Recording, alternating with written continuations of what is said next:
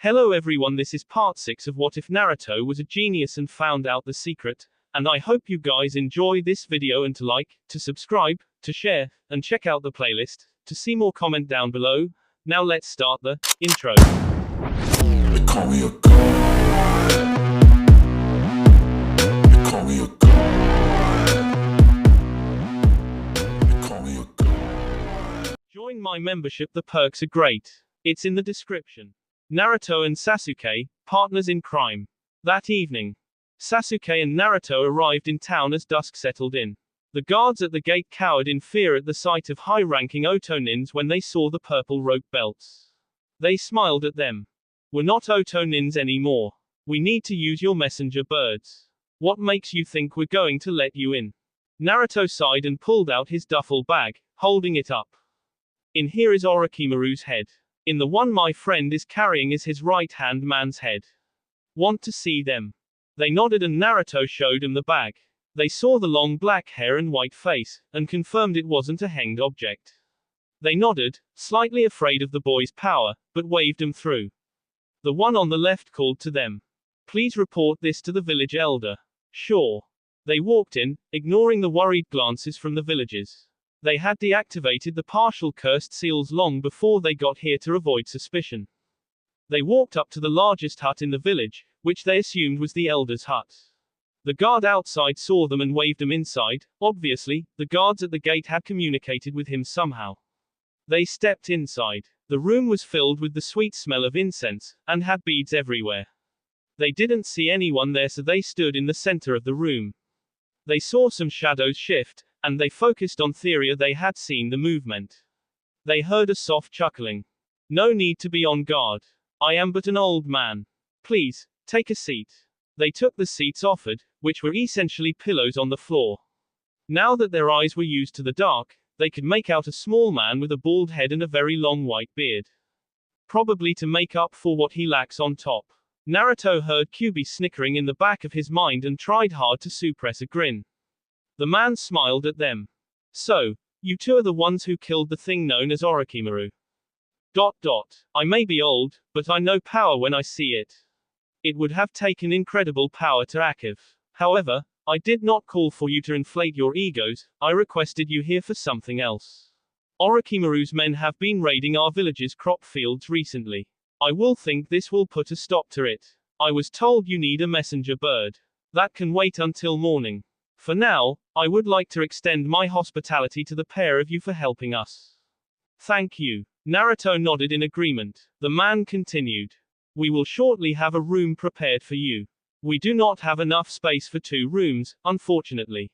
That's fine, we always sleep in the same room anyway. Also, could we request a change of clothes? Orochimaru may have known how to lead a village, but he had no taste in fashion." The old man chuckled. "Easy enough. We will have a bird and a choice of clothing ready for you tomorrow." "Thank you again." "No problem. By the way, please don't make this into a big ceremony. We're trying to keep a low profile." The man nodded. "Understandable. Sleep well." They got up, bowed and left. There was a second guard outside who motioned for them to follow. They were led to a small hut not too far away and the guard turned to them. "Our village has communal breakfast at 7 a.m. every morning. Please be at the hall by then." The guard pointed to a long building not too far away. They nodded and went inside.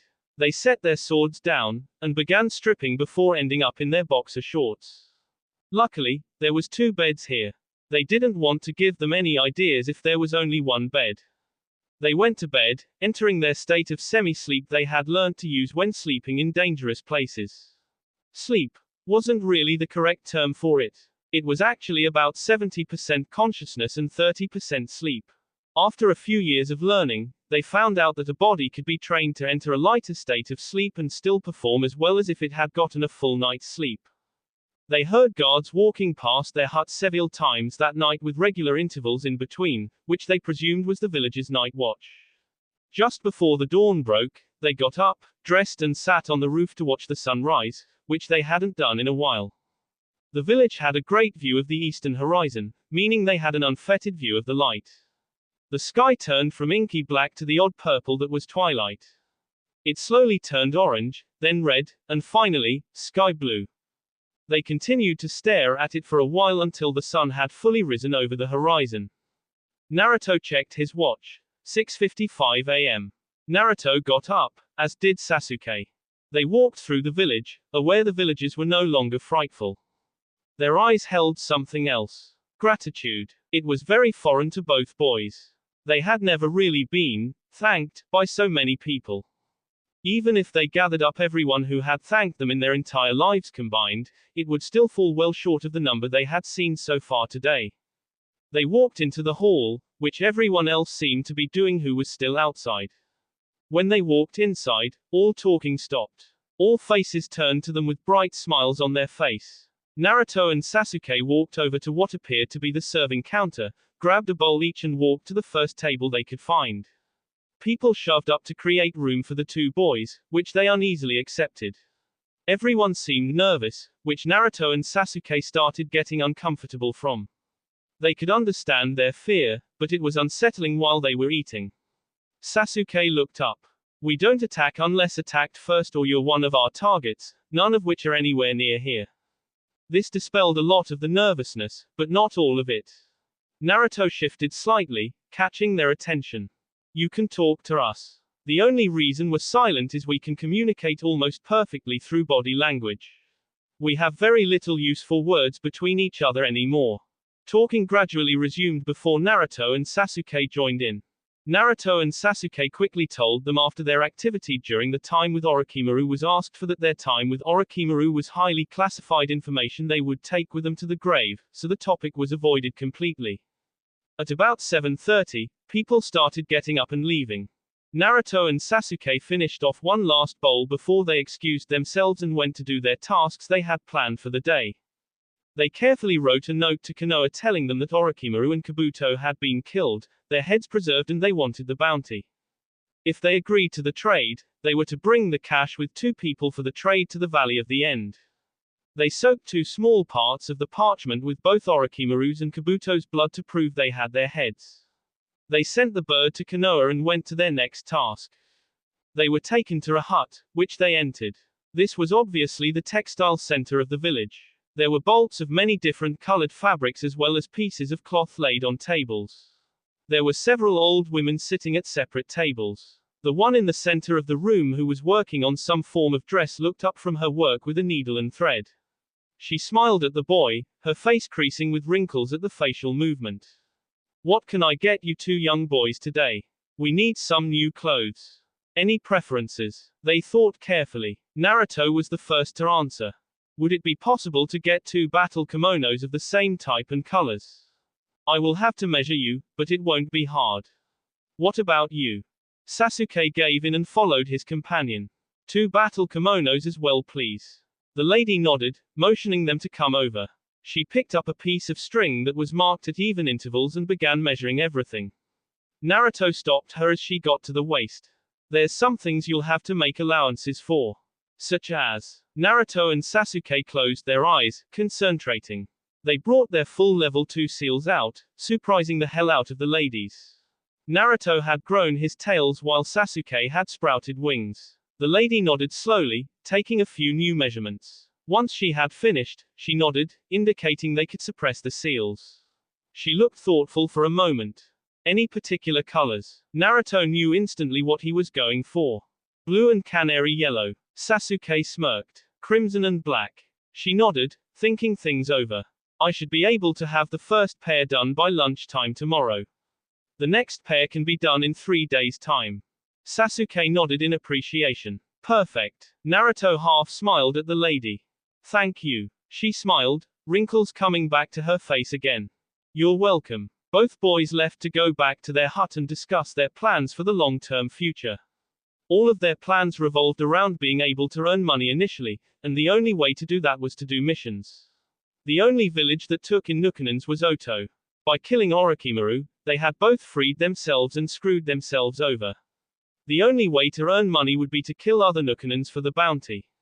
Naruto groaned as he thought about it. Damn it, how the hell do the Nukanons earn money? If they had to kill each other, there'd be none left by now. There obviously was another way. They knew what a lot of Nukanans had to do to survive. A lot of them engaged in shady activities with even shadier people. They both swore the moment they got out that they would only kill people that attacked them and their targets, which now mainly consisted of the 9 Akatsuki members. They had a hell of a long way to go before they were ready for that. Both of them refused to even think about the 4th level Sharingan. They had very few options. The only option they could come up with would be to use a high-level henge to change their appearances and try and get some sort of temporary job in a larger town. Their money was far from exhausted, but they were not the kind to leave their planning to the last minute. Both of them came up with nothing, but continued to sit there and ponder. They came up with several new ideas, none of which were entirely pleasing. They could do odd jobs, which would be entirely demeaning, they could kill tyrants and be goody two-shoes, which didn't suit their style at all, or they could be used as tools, which they refused to do. They were their own masters. No one was their superior. The only one who was their own equal was the other in the room. Forgetting someone. And you. That's better. So, the 3 of them were equals. Then there was also the problem of getting stronger. Assuming the majority of Nukanans were what they were pretty sure they would be, they helped each other out when they weren't at each other's throats. They had long ago realized that Nukanans were feared for a reason. In a person's home village, shinobi were forced to be used as tools, having to listen to the commands of another, meaning they couldn't fight the way they wanted. They were also limited to one type of elemental jutsu native to their own country. Nukanans were free to make their own decisions, and were allowed to fight in any way they wanted, giving them much more freedom. They were also able to learn elemental jutsus from other villages from other Nukanans who in turn learned elemental jutsus from the other one. All of this combined meant that Nukanans had a wider arsenal of weapons to use, when and how they wanted to use them. After several hours, they gave up, resolving to find a Nukanan that didn't want to kill them, and find out he or she survived. Lunch was served to their room and they were told dinner would again be held in the communal hall at 7 p.m. After lunch, they decided to go train to take their minds off things. Once they had walked outside the village, they began stretching to limber up before starting simple taijutsu sets. Once they had done that, they drew their swords and proceeded through kenjutsu sets before having a light taijutsu spar, finishing off with a short kenjutsu spar. Needless to say, by the end of it, they were exhausted. The sun had already begun setting, tinting the sky with a reddish-orange hue. Naruto checked his watch. It was 6:30. They sheathed their swords and walked slowly back to the village. Once they got there, they took a quick bath each in the small bathroom in their hut before they left to go to dinner. They didn't have the same problem as this morning thankfully, and quickly ate the dinner, which consisted mainly of some sort of vegetable soup.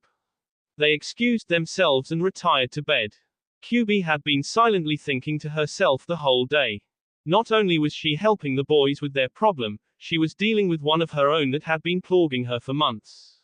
A very complex one. Kyubi and Naruto had grown closer over the years.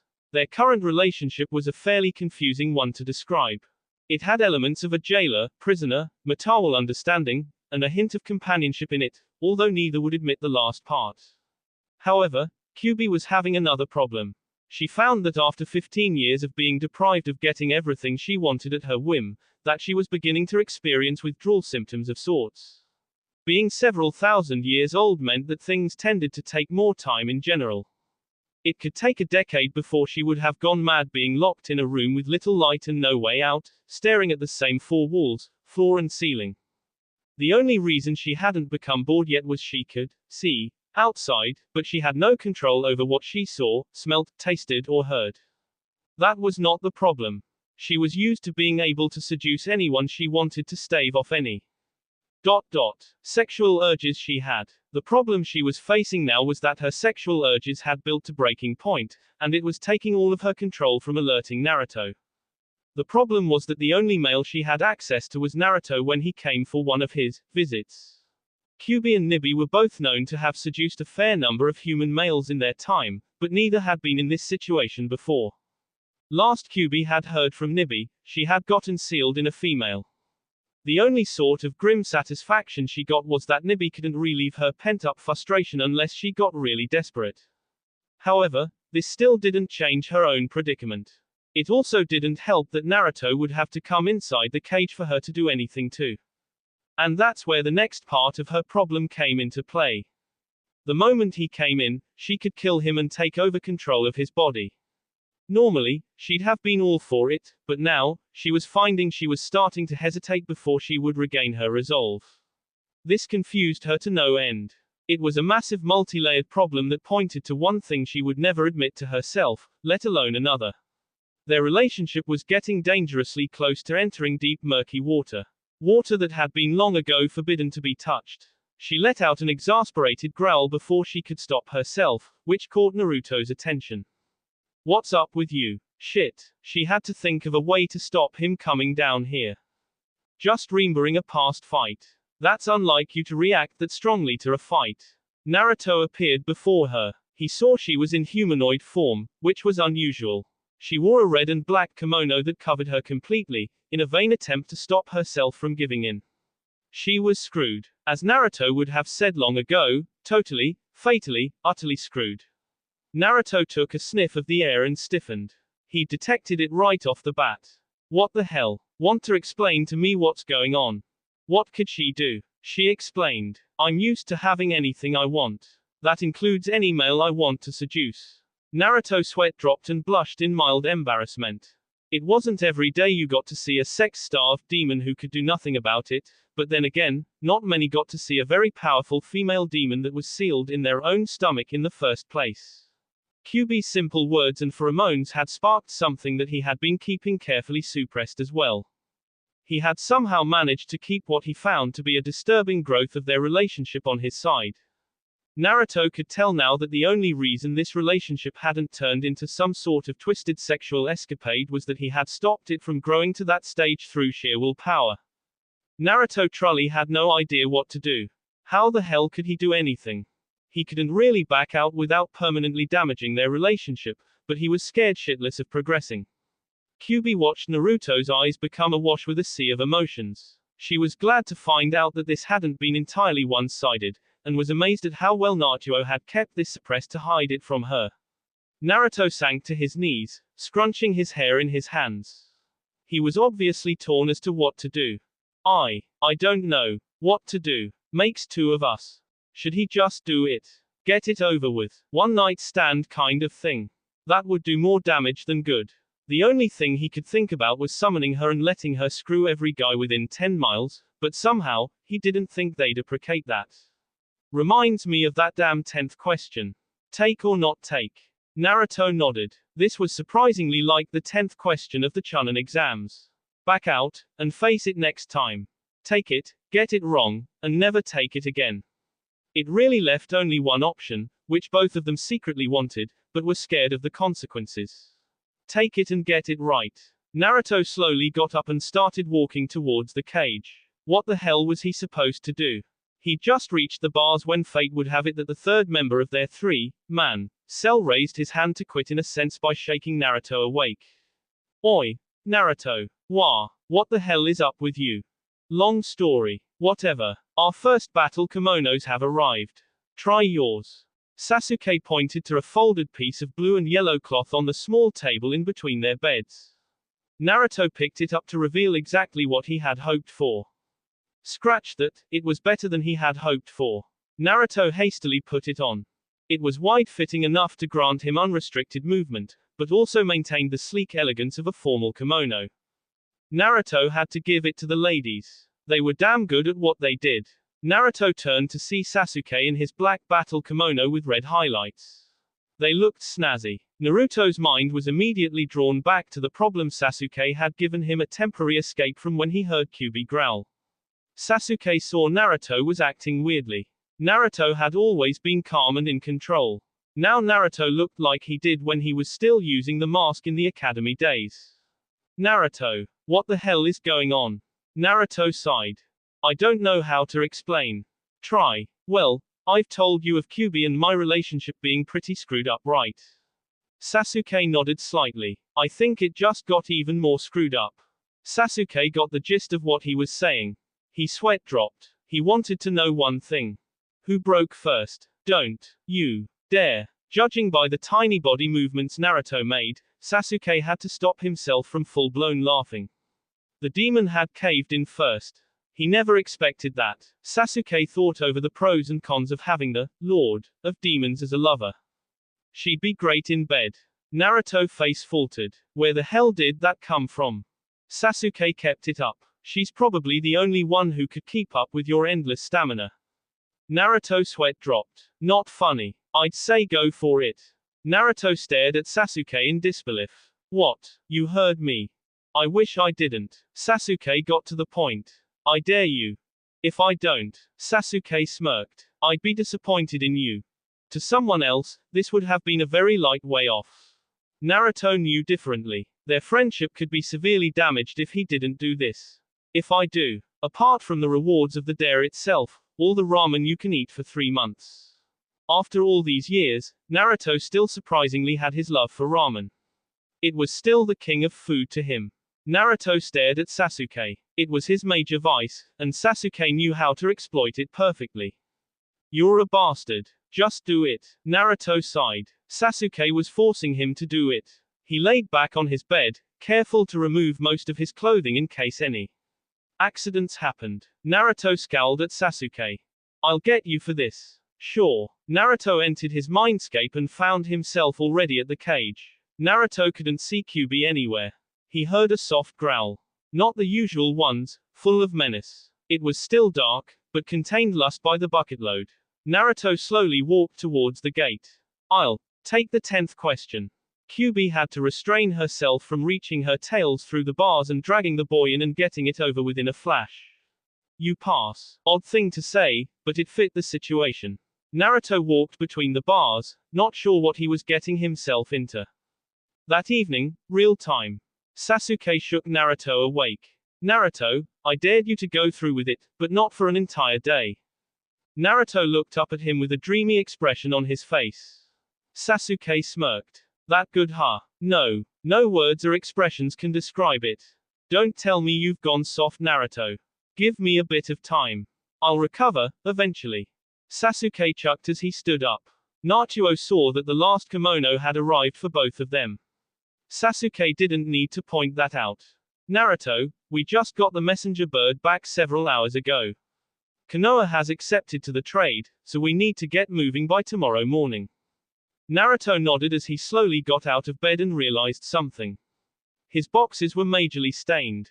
Naruto got a change of boxer shorts and went into their small bathroom and ran the bath as he washed the stains out of his boxes. Once the water had run, he got in, enjoying the feeling of the sweat leaving his skin. He got out after 5 minutes and told himself off before he went back into their room to find Sasuke muttering, Kai. Naruto felt chakra surrounding the room disperse. What was that? Something to keep the neighbors getting ideas.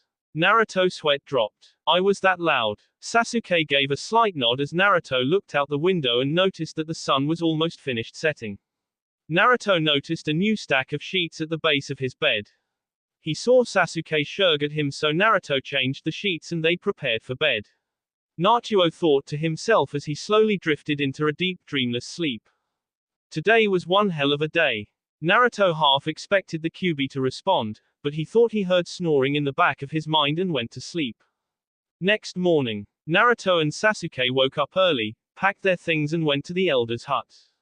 They informed him they were off to the trade and then they would be traveling. The elder wished them luck, saying they were welcome any time in the village.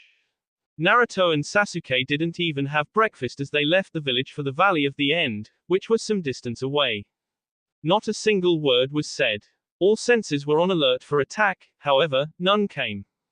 They made good time, traveling via tree hopping whenever possible and ended up getting to the Valley of the End several hours early.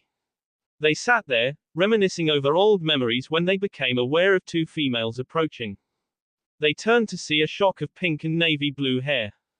Naruto and Sasuke tried sensing the area to see if they were alone and found no one. The 2 girls saw them and gasped. Naruto remembered when he saw Sakura for the brief moment not too long ago that she hadn't really matured at all. Physically or mentally. Hinata, on the other hand, was a very different story. Naruto could tell that she had a body that put most models to shame. Naruto and Sasuke walked forward to the edge of the statue on their side, seeing both girls carried a small suitcase each. Naruto half smiled at him, mainly Hinata. I didn't expect him to send you to. Hinata, you should really wear less modest clothing. You could catch any boy you wanted. Sakura smiled at the apparent sign of weakness. Regretting leaving? Not at all. Hinata may have matured, but she's still nothing compared to her. The girls looked at him weirdly. Kyubi choked at the back of his mind, obviously not prepared for that. Do you remember what I said the last time we all met? Hinata thought for a bit. Apparently, some things never change. Such as her stutter. Anno. Why you said no woman could love a demon. Naruto engaged his partial cursed seal level 2 for effect. Exactly. No human woman could love a demon. However, I didn't say a demon could love a demon, did I? Sasuke made some small body language motions. Naruto basically interpreted them as an, I dare you. Naruto smiled. Would you like to meet her? They did and said nothing, but fear rolled off them in waves. Naruto closed his eyes for a second. Want to come out for a bit? Naruto took the low growl for a yes, so he bit his thumb and formed the seals. Naruto placed his palm on the ground. The puff of resulting smoke was roughly human size, but based on the amount of chakra Naruto pumped into the jutsu, it didn't make sense. It should have summoned the boss of that type. The smoke cleared and they saw a humanoid fox with 9 tails waving in the air. She wore a black kimono and she stared at the girls. So, we finally meet face to face. I've waiting for this chance for a long time. I was forced to watch your treatment of Naruto through his eyes. You two disgust me. She leaned on Naruto's shoulder in a very suggestive manner to emphasize their relationship. Naruto, can I kill them? The girls froze, but Naruto rolled his eyes. No. Eat an arm. Sasuke sweat dropped. This is what Naruto put up with all the time. How the hell was he still sane? No. Burn them. No. How about, Kyubi? I said no. The girls looked at the fox in disbelief. This was the Kyubi. The Kyubi seemed to sense the disbelief. I can assure you humans, I am the Kyubi that attacked Konoha. This is merely my humanoid form. I can change into my demonic form if you want. Don't. Kyubi looked at Naruto with a genjutsu that never failed. The puppy eyes no jutsu. Naruto had to stop himself from kissing her right there. Let's just get this trade over with. The girls put their 2 suitcases on the ground and Naruto inspected the case to make sure it was real. Naruto nodded and pulled out the 2 duffel bags and handed them to the girls. Apparently, both of them had some medical training, as they confirmed that the heads were authentic. Naruto decided to engage in some small talk before they parted, as they would probably never see each other again. So, who's the god I'm Hokage? Sakura looked up at Naruto. It's a man by the name of Han. What's he like? He's very caring, but also knows how to run the village seamlessly. He's really good. Kyubi got off Naruto's shoulder, much to his displeasure. Naruto, I'm going back before my urge to start destroying things takes over. Naruto rolled his eyes. Fine. I'll see you tonight. Kyubi's eyes widened at the suggestion before she laughed, disappearing in a puff of smoke. Hinata turned to Naruto. Naruto-kun. Do you really love her? What if I said yes? Hinata looked at the ground, saddened that she had lost all hope of getting Naruto for herself. Naruto sighed. Hinata, forget about me. I'm destined to lead a life few humans are. There is absolutely no chance of me settling down, marrying and having kids. I have people hunting me day and night. Hinata, I didn't just chew you out last time to be mean. I'm trying to warn you. If you pursue a relationship with me, you will have to give up everything else. Your shinobi status, your home, your friends, everything. Do you truly want that? Hinata, the only way Nukanans survive is by doing dirty work. You're far too innocent for the kinds of things we have to do. To sum it up, Hinata, it's not that I don't hate you as such, I'm just warning you of what you're trying to do. Hinata nodded slowly. Sasuke turned to them. You wouldn't happen to have a pair of bingo books on you? Sakura went into her backpack and got hers out, as did Hinata. They handed the books to them. Sasuke and Naruto opened the books to the pages that were reserved for Konoha Nukanans. There were 5 major ones. The first was Uchiha Itachi. Second was Orochimaru. Third was Kabuto. The next double page was Sasuke and Naruto. They got some sort of grim satisfaction that they were now ranked S-class Nukanans. Luckily, the charts showing their ninjutsu, genjutsu and taijutsu had question marks over them, meaning Konoha had no idea what level they were at. They snapped the books shut and looked up at the girls. Naruto looked at them sternly. While we may be Konoha Nunkanons, we will kill anyone you try to send after us. We left you alive for a reason. Next time, however, we won't. Oh, and we both noticed a long time ago that you were trying to flank us with backup. We're not entirely stupid. Sayonara. They both sunk into the ground much like Orochimaru would. You didn't stay apprenticed for 3 years to a Sannin and not learn that type of trick. They both appeared quite a number of miles away, well out of the way of danger. They decided the next place to go from the current location. They both really wanted somewhere to put their feet up. They looked at their bingo books to decide if there was any targets worth asking for guidance. Naruto turned to the grass Nukanen section while Sasuke checked the waterfall Nukanen section. They flipped through the sections until they found a select few Nukanens who might help them. Luckily, the bingo books had only been amended several weeks ago, meaning that the information was up to date. The person who was closest on the list was a 25-year-old man with scruffy short black hair and teal eyes, apparently last seen murdering a Konoha Anbu platoon in the wave about a month ago, which wasn't too far from here, respective to the others. Naruto pointed it to Sasuke, who nodded. Back to the wave. They set off through the outskirts of the fire country, heading to the wave to find the target. That night, in the middle of apparently nowhere, Naruto and Sasuke had gone through the outskirts of the fire country, jumping and swinging through the trees for the entire day since the exchange. Once the sun sank below the horizon, they stopped for the night. The moment they set up camp, Naruto felt Kyuubi growl 4 words. Let me out. Now. Naruto sighed and bit his thumb, summoning her. The moment she was out, her tail shot out and grabbed Naruto into the smoke. Naruto let out a startled eep as Sasuke raised an eyebrow. He could hear growls emitting from the quickly clearing smoke cloud and sweat dropped. He turned and began picking up his stuff, walking out of the clearing. He stopped and turned his head over his shoulder, speaking loud enough to catch their attention. I'll leave you two to it. Try and keep it down. Sasuke walked a few clearings away as he heard muffled hisses and moans. He put his traveling pillow over his head in an attempt to block out the infernal noises, but to no avail. Naruto looked at the Kyuubi, or more directly, the fecity look in her eyes. Naruto, last night was just a crash course introduction. Naruto sweat dropped. Last night was just an introduction. I couldn't possibly get much better than last night.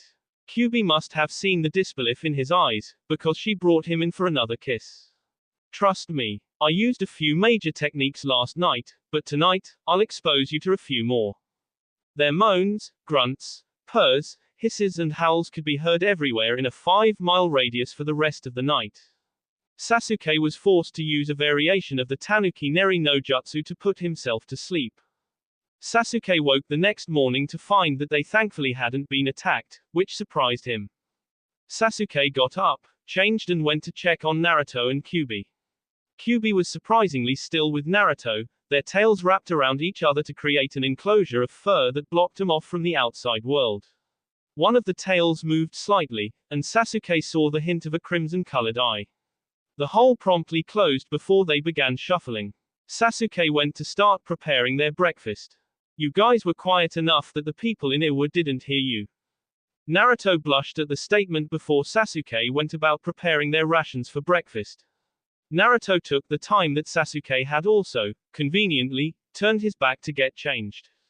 Kyuubi just snapped her fingers for effect and she was surrounded in smoke before she disappeared from the real world, whispering just loud enough for Naruto to hear. Don't miss me too much, Naru-chan. The last part was heavily emphasized, making Naruto turn to her just in time to see her striking a very sexually provocative pose before the cloud completely enveloped her. Naruto got a nosebleed, despite his best efforts to stop himself. Sasuke turned back to Naruto to see the nosebleed and sweat dropped.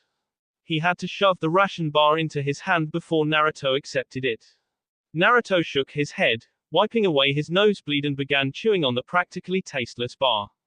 Once they had packed up, they began jumping and swinging through the trees, intent on getting to the wave and finding the Nukanen before he left the wave. Nearly a week later, The days from the exchange at the Valley of the End passed by in much the same as the day before, and the day before that. They traveled by day, breaking only for lunch, which consisted mainly of the bland ration bars that could be purchased from just about anywhere that had a general store. At night, Sasuke quickly learned that he had to put himself to sleep with the jutsu he used on the first night to get some decent shut-eye. Sasuke knew that they would eventually be caught by the volume of the noise the couple made, and after several days, a hunter nin platoon coming back from the wave happened to be passing by when they heard the very animalistic noises and made the fatal decision to check it out. After they got over their initial shock of finding an S-rank Nukanen from Konoha on the floor with some sort of humanid vixen with 9 tails engaged in some rather heated horizontal action, they decided that they would be defenseless, and charged. Sasuke was still in the forced sleep jutsu, so he was off in Never Never Land, happily torturing his helpless older brother in a very sadistic version of the Tsukiyomi, completely oblivious to the action going on. Both Naruto and Kyuubi never bothered to stop what they were doing, and Kyuubi shot a tail far too fast for the first man to see straight at him. He only realized it when he felt a searing pain in his chest and looked down disbelievingly at the tail that was going straight through his chest and out his back. He hadn't even seen it move. She ripped it out and the man dropped to the dirt, dead before he hit the ground, soaking in his own blood. The others tried to back up, but they were all within her range and she impaled them with 3 of her other tails. Naruto resolved to ask her how she did that in the morning as they continued well into the night, free of disturbances. Next morning, Naruto and Sasuke had made good time. They were now about a quarter of a day's travel from the bridge that led into the wave country. When Naruto woke up, he found Kyuubi still on top of him, apparently asleep. That didn't last for long as he made his first movement, her eyes shot open. Naruto raised an eyebrow. "I take it you don't sleep." She silenced him with a kiss and short tongue war before grinning at him. "The Lord of Demons. Sleep." Naruto sweat dropped. "Good point. By the way, how did you impale them?" He pointed to the blood-soaked bodies on the ground beside them. "With such ease." Kyuubi smiled and hovered a tail low over his head before she pumped chakra into it, causing each piece of the fur to stand on end. Naruto lightly brushed his finger over one of the spikes to find it harder and sharper than the tip of a senbon needle. Kyuubi then slammed it into the ground beside Naruto's head, puncturing the ground. Naruto looked at it out of the corner of his eyes, listening to Kyuubi. Apart from using chakra to turn each hair into a weapon, the rest is just training to stab the opponent. Simple, messy and effective. Naruto groaned. He may have tamed her in a sense, but she was still the sadistic vixen that was feared by mortals. Well, the vast majority of them, anyway. They slowly got up to start the day. Naruto gathered his clothes and walked to a nearby stream where he washed himself off from last night's activities. When he finished, he walked back to see Kyuubi standing over the bodies, admiring her handiwork. Sasuke chose that moment to come into the clearing and he stopped when he saw the sight. He looked from the bodies to Kyuubi to Naruto. What happened here? Sasuke saw the looks on both of their faces and decided that it would be better if he didn't know. "I really don't think I want to know." Kyuubi struck a pose and poofed out of existence from the mortal world. Sasuke tried very hard to not get a nosebleed. Sure, her humanoid form wasn't entirely human, but it was still very attractive on the most basic primal level. Humans had slowly added layers of what defined beauty in the opposite gender to their natural instincts throughout the ages, and each one by itself got less of a reaction when it was triggered than the one below it. However, Kyuubi's humanoid form happened to trigger the most basic layer that has been around since humans lived in caves, and also parts of every layer that had been placed over it. The effect was, to say the least, very noticeable. Naruto shook his head as he looked at Sasuke. "You seriously need a..." Sasuke cut him off before he could say the last word. "Don't say it." Naruto smiled slightly at his friend's discomfort. "You still need one." Sasuke tried to change the subject by gathering the bodies in a pile. Luckily, Kyuubi had been kind enough to spare their faces, so Sasuke could look through the bingo book to check if any of them were wanted. None of them were mentioned, so they were not important enough to take their heads for a cash prize. Sasuke stood back and formed a single-hand seal for the jutsu.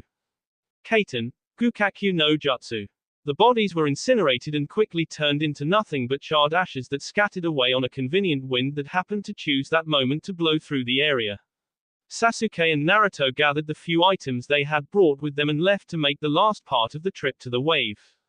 At around lunchtime, Naruto and Sasuke broke out of the trees at around lunchtime, and what they saw amazed them. People of all descriptions were flocking to the wave. Most of them were merchants or traders of some sort or another. Naruto looked at Sasuke and he nodded. They both hanged into older men that had no remarkable descriptions and blended in with the crowd. Once they got to the other side, they saw two guards standing at either side of the gate, obviously looking for anyone suspicious. They briefly looked over Naruto and Sasuke, not giving them second glances, and they continued into the wave. Just as they got over the bridge, Naruto noticed a plaque at the base of the bridge. Naruto went over to it, vaguely interested in what he had to say. What he saw shocked him. The Grand Naruto Bridge, made in the memory of a boy who changed the hearts of the people of the wave through his actions. Lest we forget. Naruto shook his head in disbelief. Lest we forget was only used in the memory of a person or people who had died on the battlefield serving their village. So, they think I'm dead, huh? This could be easier, I thought. Naruto had to suppress a groan as Kyuubi sent him a mental image of her, Naruto and Sasuke burning the village to the ground with various Kaiten jutsus. Kyuubi, being able to read his thoughts, detected this and snickered. Sasuke was still staring at the plaque with a myriad of emotions, most of which was amusement. He turned to Naruto. Seems I'm not the only one who recognizes you for what you really are. They got up and began walking through town towards an inn. Going straight to Tazuna's house would most likely be suicide, as word would quickly spread that Naruto's back. Judging by the number of people entering and leaving the country every day, word would soon reach Konoha, and they'd have hunter nins on their asses with a few days. Completion of the bridge had really done wonders for the economy. There was no one stealing, or wearing signs saying, "We'll do anything for money," and the shops were actually bursting at the seams with various goods. Naruto happened to notice a store that looked oddly familiar and walked in. It was the supermarket, where they had helped Tazuna shop for ingredients for dinner one night they were there all those years ago. Last time they came here, they would be lucky to see two of any particular vegetable. Now, this shop really was a supermarket. It was huge, to say the least. Rows and rows of every type of food imaginable, from raw vegetables to fully prepared frozen meals. Unconsciously, Naruto started to drift around, looking for the ramen. To his shock, a quarter of an entire aisle was devoted to the wondrous stuff. There was every flavor and kind imaginable. Sasuke slapped his forehead as he saw Naruto start slobbering practically uncontrollably. They both jumped when they heard a familiar laugh from behind them. When they turned, they saw the last person they wanted to see here.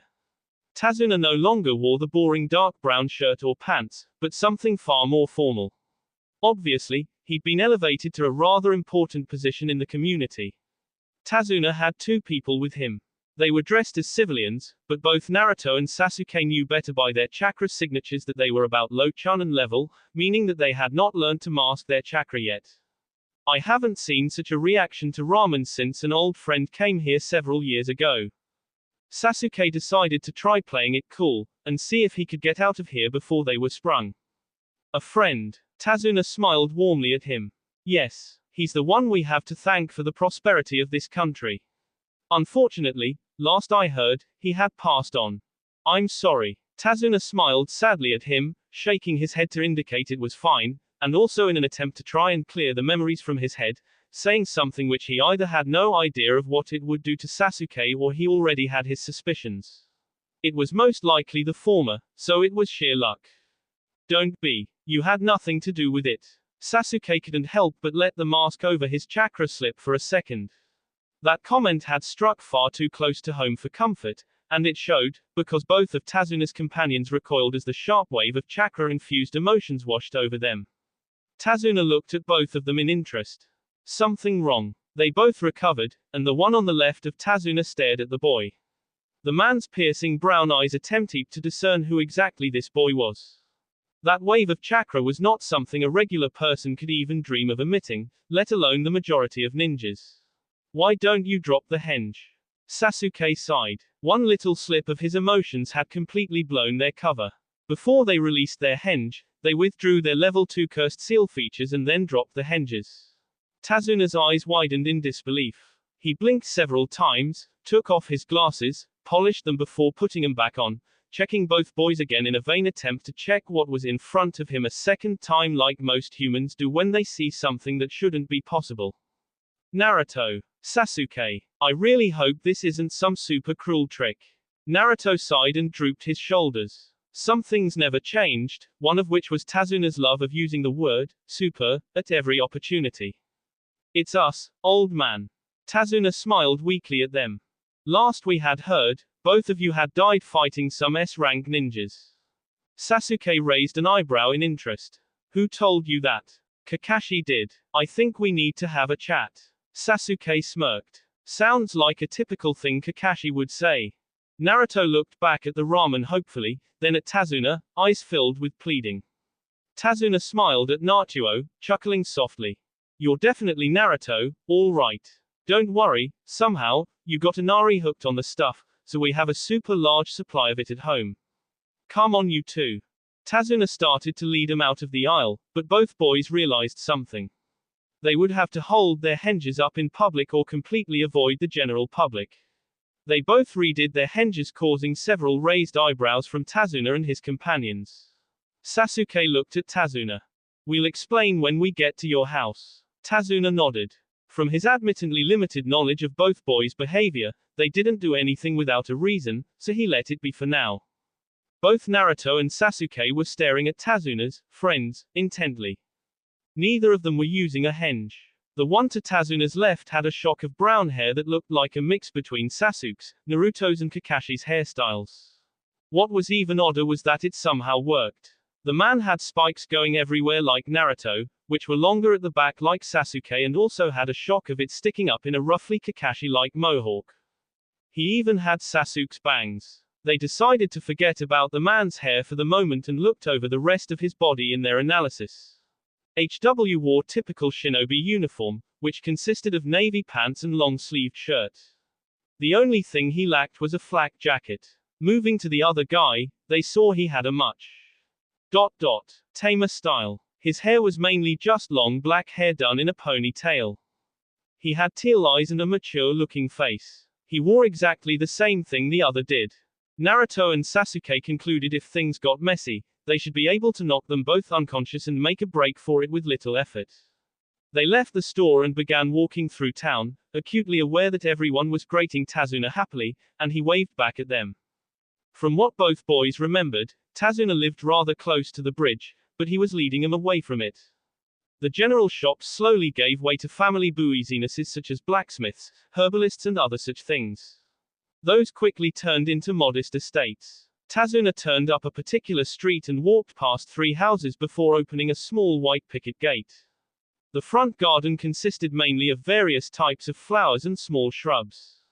The main feature of the front garden though was a small sakura tree on the right side of the path from the gate to the front door. Tazuna fished a key out of his pocket and opened the door, leading the boys in. They all removed their shoes and walked down the corridor, passing many rooms, including a lounge room, some form of sitting room, a small library and a dining room before they got to the kitchen. Both Naruto and Sasuke saw a woman with long black hair slicing vegetables, softly humming to herself. Naruto would never forget this woman. She was possibly the only completely human female he didn't get sudden urges to kill. Tazuna smiled as he walked up beside her. What's for lunch, Tsunami? She looked at him with a smile, continuing to cut the vegetables. Aren't you going to introduce your friends first? She looked at Naruto and Sasuke, vaguely aware that Tazuna was smiling with a, I know something you don't, smile. No need. You already. They were cut off when both Sasuke and Naruto slid into defensive stances and saw a kunai whiz past them and embed itself in the cupboard door. Tsunami visibly got very angry. Inari, what have I told you about using kunai in the house? Inari stumbled into the room, obviously quite pleased with himself. He stopped when he saw the 2 strangers looking at him in interest. Inari no longer wore the cream-colored shirt with the green overalls. He was surprisingly decked out in orange. Naruto mentally cringed. Did I really look that bad as a kid? No, you looked worse. Naruto decided to end the conversation there. Granddad, who are these guys? Naruto smirked. Getting proficient with kunai, are we Inari?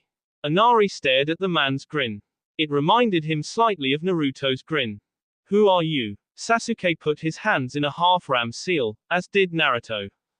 They were surrounded by a puff of smoke. Once it cleared, Inari's mouth dropped open and Tsunami fainted. Naruto smirked as Tazuna went to pick up Tsunami and lean her against the counter.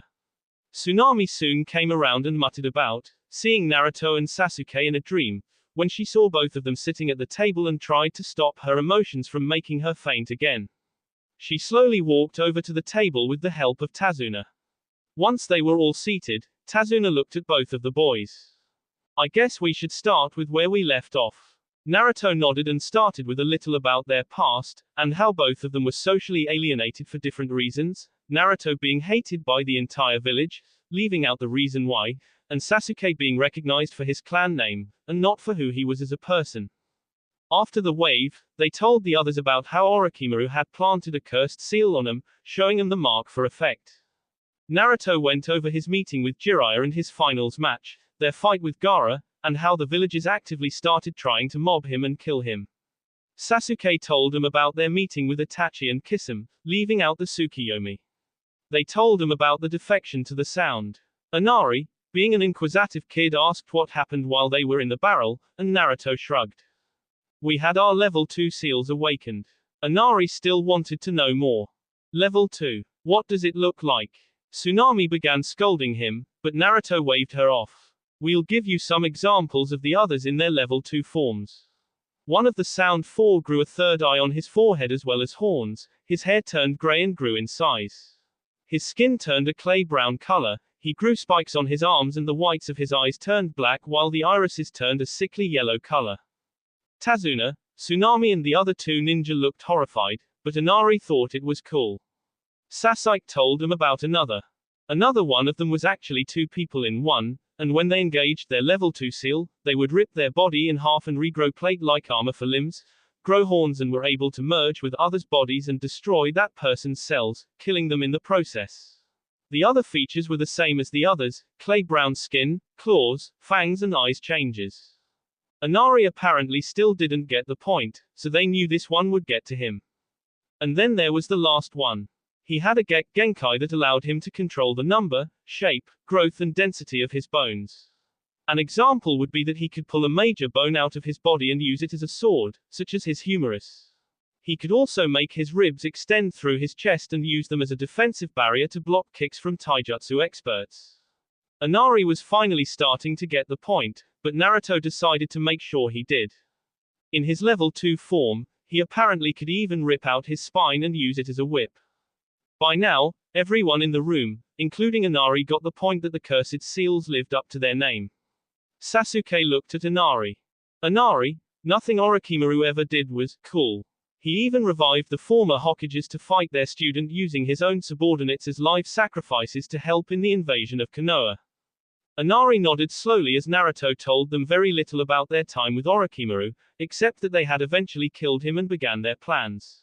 When asked what their plans were, they summed it up in one word. Revenge. Tazuna raised an eyebrow. Going to get back at Konoha. Sasuke shook his head. No, we have others we want dead. However, if they continually send hunter nins after us, we might have to. Tazuna frowned. Then why did you come back here of all places? We're looking for another Nukenin who was supposed to be around here. He has some information we need. Tazuna's eyes narrowed at the mention of it. He's still here, all right. He's attacking merchant caravans at random. What do you want from him? Both Naruto and Sasuke had tried to avoid telling him exactly why they were here, but they now had a fairly good idea of how most Nukenins lived. You just told us what we needed to know. Tazuna raised an eyebrow. You wanted to know what he was doing. Naruto nodded. Pretty much. Naruto took out his bingo book and showed it to them. Our aim is to mainly find Nukenins and to a lesser extent, other people mentioned here. One of the reasons Nukenins are so strong is that they are not bound by their village's laws, and they can also trade jutsus with other Nukenins from other villages when they're not at each other's throats, which they would never learn without something like the Sharingan. Naruto had just turned to the Konoha Nukenin's pages and everyone observed that 2 people had a cross through their portrait. Naruto noticed the keen interest in these two, and pointed to the one in glasses. That's Kabuto, and the one next to him is Orochimaru. He flipped the page and just then remembered that their own profiles contained descriptions of their level 2 cursed seal forms. Inari began reading it and his eyes widened as he read Naruto's level 2 description. Naruto took the book back as Inari was about to start reading Sasuke's description, making Inari look up at Naruto in question. Our cursed seal forms is not the sort of information we want more people to know about than necessary. You already know more about our lives than anyone but us. Naruto became aware of one very amused vixen in the back of his mind and unconsciously closed his eyes. What's up with you? Scared they might find out about me if they know about your level 2 form? I doubt it. No one who doesn't know about you has figured it out from the form. Really? Naruto got the idea of what she was getting at and opened his eyes to see everyone staring at him with worried looks. I'm so going to get you for this. Naruto was all too aware of the laughter in the back of his mind as he tried to come up with sort of excuse that wouldn't sound too corny or make him seem insane, and failed miserably. Naruto looked at Sasuke who shrugged. Naruto looked back at them. The reason my village hates me is because on the day I was born, Yondaime Hokage sealed the soul of the Lord of Demons inside me, the Kyuubi no Kitsune. The villagers, being the idiots that the majority of humans are, needed a scapegoat to place their hate on, and quickly came up with an idea that I was the Kyuubi no Kitsune reborn, and so they took particular pleasure in attacking me in large mobs. The only reason I wasn't killed was because the Sandaime threatened anyone who harmed me with death, so they held back enough to only give me what would mostly be considered terminal injuries to normal people. That's the major reason I left Konoha. Ever since I last came here, I've been able to talk to Kyuubi without having to enter a trance. The two Chunin were staring at the boy in barely contained fear. You can talk to the demon. Naruto raised an eyebrow. Yeah. Kyuubi's a rather unusual being to get to know. The black-haired Chunin looked at Naruto oddly. You mean he doesn't just destroy everything? Naruto leered mentally at this. Payback time. Kyuubi seemed disturbingly unfazed, but Naruto went through with it. Who said Kyuubi was a he? Both Chunins processed this sentence before looking at Naruto in disbelief. Kyuubi is female. Naruto became aware of the Kyuubi smiling at him mentally as she changed into human form. Getting the point, Naruto bit his thumb and summoned her, much to Sasuke's amusement. Once the cloud cleared, everyone in the room stared at the vixen with a mixture of shock, horror and awe. If it wasn't for the sheer aura of power coming from the figure, they would have laughed. She wore a red kimono that covered her very appealing curves from view. She leaned on Naruto's shoulder looking at Inari, making him shiver. You're scaring Inari. Be grateful I'm not eating him. Naruto groaned and Sasuke's sweat dropped. No wonder Kyuubi had wanted to come out. This was her payback for Naruto's payback. She was using the holier-than-thou aspect of her personality. In front of others, no less. To show that she didn't really mean it to Naruto, she wrapped one of her tails around his waist to emphasize their real relationship, making him shudder ever so slightly, having to restrain himself from releasing his partial cursed seal level 2 and making out with her in front of everyone. Only Sasuke saw this, since he was sitting next to Naruto and could guess what was happening. The others were unable to see this as the table hid the sign of affection from view. The barest hint of a smile touched Kyuubi's lips at Naruto's reaction. You know what happens when I feel humans' fear. Naruto shook his head in disbelief. It makes me want to destroy things. This house looks. Don't. Everyone bar Sasuke and Kyuubi looked at Naruto like he was mad. He ordering the Lord of all demons around. Surely she would just cut off his head. Naruto saw the looks and smiled. If I die, so does she. She'd essentially be killing herself if she killed me. It gives me some form of control over his actions. Kyuubi's eyes narrowed and Naruto had to stop from gloating. Kyuubi smiled as she thought of the next step in the war. That doesn't mean I can't hurt you. To illustrate her point, she brought a tail right in front of Naruto's face, before pumping chakra into it, making the fur stand on end, and she brushed it backwards along Naruto's face so that it didn't cut him. She was starting to push it back when Naruto smiled. If you do that, you'll just have to repair it. Kyuubi stopped and though about the pros and cons of going through with this versus not doing it. She stopped pumping chakra into her tail, making the fur soften and withdrew her tail, making sure to sweep it over his face.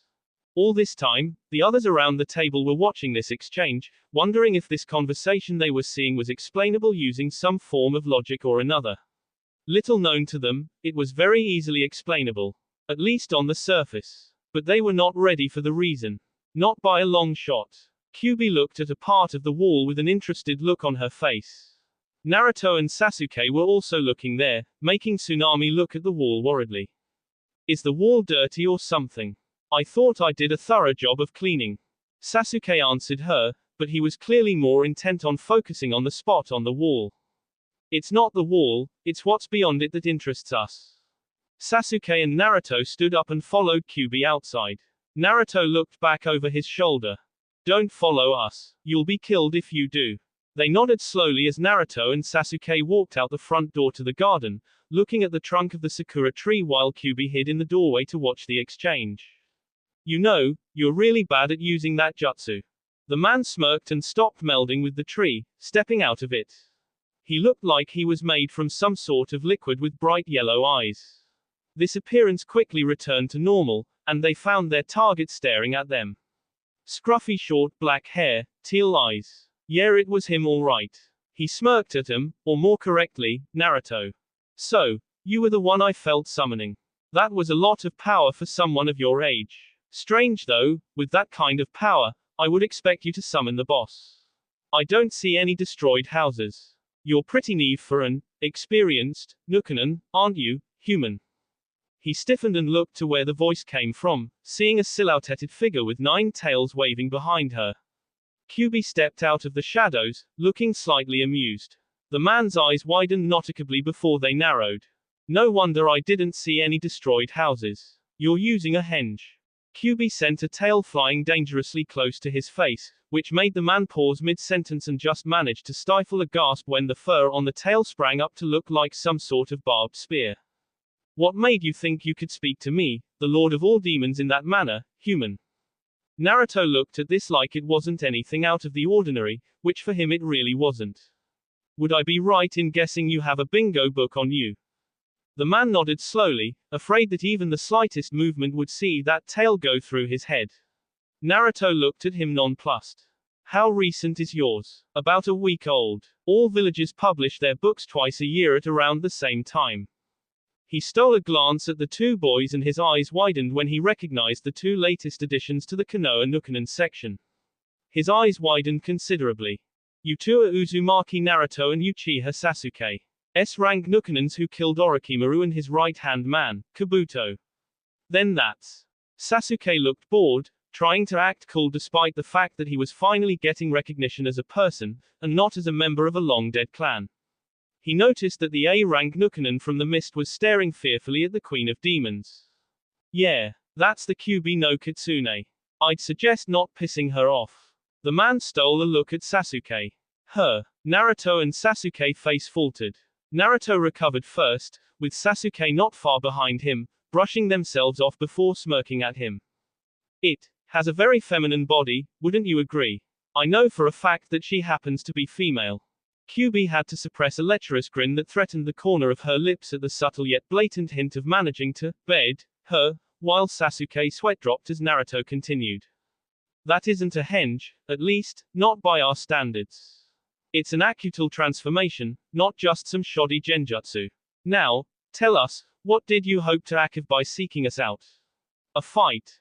The man shook his head rapidly, but the spiked tail just bristled and got closer. Do you honestly think lying to a demon would work?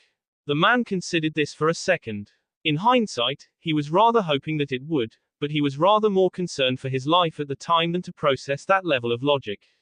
He shook his head slowly, regaining most of his composure from the initial shock of the 3. I guess that was a breach of etiquette on my part. Forgive me. I was not expecting to run into the Lord of Demons as well as 2 S-class Nukenins in the wave. Knowing Nukenins, I would assume you came here for a reason. Sasuke shrugged. Yeah, there was a reason. That reason was you. The man turned to Sasuke with a raised eyebrow, amusement clearly showing on his face. Me. The only thing I can think of that you would want with me is the bounty over my head. Naruto and Sasuke looked hesitant before Naruto spoke for them. Acutely, it was kind of a request. The A-rank Nukenon was certainly interested now. Request. With some further hesitancy, Naruto managed to ask their request. Yeah. Long story short, we're kind of new to this whole Nukenon business.